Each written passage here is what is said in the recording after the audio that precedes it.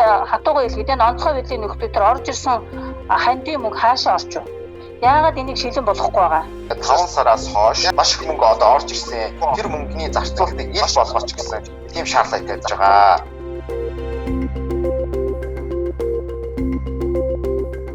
Улсын онцгой комиссаас хүмүүсд орж ирсэн хандин мөнгөний асуудал бол ил тод болсон байна. 7 сарын 16-ны өдөр Улсын онцгой комиссийн дарга болоод би бол гаргасан нэг шийдвэр бол энэ гадаадаас ирж байгаа иргэдийн нэрсийг ил тод болгооч. Дээрээс нь энэ хандив нийтдээ нэг 7 тэрбум гаруй төгрөгийн хандив ирсэн байл. Энэ ард иргэдээс ирсэн энэ хандивыг яг юунд зарцуулж байгаа юм? Зарим биетээр, зарим нь биет басаар малаар ч хүртэл одоо хонь малаар хүртэл ирсэн. Тэгээ энэ бүгд тоо толгоогоороо нэг маск авсан ч гэсэн юунд зарцуулсан гэдэг нь бүгд ил тод байна. Өнөөдөр сайт дээр нээлттэй болгоцсон. Сайтуудаа бид нар аль болох сошиал орчинд бас нээлттэй зарлж байгаа. Тийм учраас өнөөдөр манай онцгой байдлын шуурхач тав дээр очиод үзсэн ч за сайт руу н ороод үзсэн ч бүгд энэ одоо нэг төгрөг ямар төгрөгийг зарцуулсан бэ гэдэг нь ил тод нээлттэй байгаа. За засгийн газрын төвшөнд нэг сая энэ ковид гарснаас хойш оноос хойш ирсэн зээл тусламжийн асуудлыг бас иргэд нэлээ шүүмжлэлтэй ханддаг. Энэ зээл тусламж бол олон улсын энэ ирж байгаа зээл тусламж цаанаасаа зорилттой ирж байгаа. Тийм учраас хэн нэгэн хүн одоо албан тушаалтын дундаас нь эдэн шамшигдуулах ямар ч боломж байхгүй. Энэ бол төсвийн дэмжлэг гэдэг нэрээр зарим нь ирж байгаа. Төсвийн дэмжлэг гэдэг нэр. Зарим нь одоо энэ бол яг нийгмийн даатгалын ажил олгогчийн нийгмийн даатгалыг тэглэсэн мөнгөний зөрүүнд олгож байгаа гэдэг нэрэн заагаад одоо өнөөдөр их тандаа сангийн яам дээр зургаж байгаа гэрээг сонсож байгаа хэ. Яг ингээд энэ 1 сая доллар бол хувийн хамгаалах хэрэгсэл буюу эрүүл мэндийн салбарт ажиллаж байгаа эмч ажилчдын хувийн хамгаалах хэрэгсэл гэдэг бүр нэрэн заагаад тэндээсээ зарим ихэнх тендерн төр олон улсын байгууллага дээр зарлагдаад ирж байгаа. Энэ Монгол Улсын засгийн газраас одоо дундаас нь авж идээд өөр юм зарцуулаад байх боломж ерөөсөө байхгүй. Нийт орж ирсэн зүйлийг бол одоо сангийн яам дээр очиад асуух хэрэгтэй.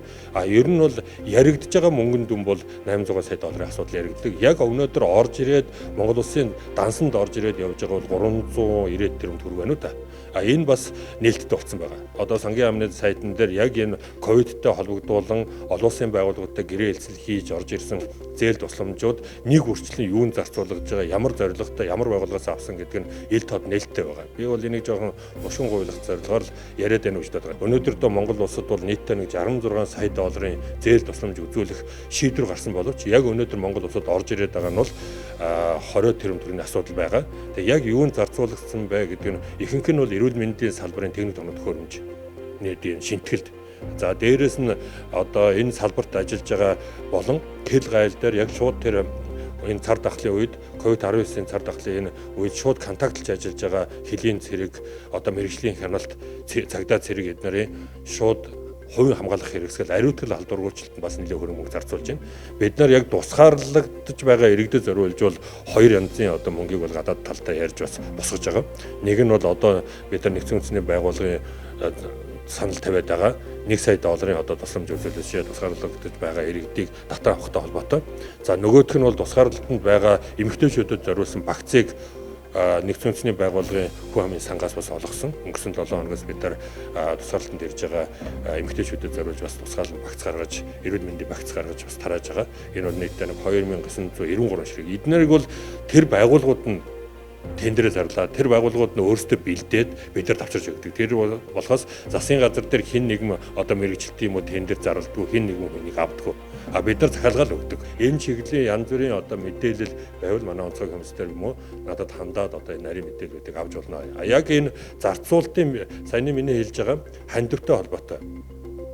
Мөн одоо энэ зээл тусламжтай холбоотой зарцуулалтын юмнуудыг бол 7 сарын 20-ны өдрөөс эхлүүлээд бол сайтууд дээр ил тод нээлттэй зарцуулалттай гарсан.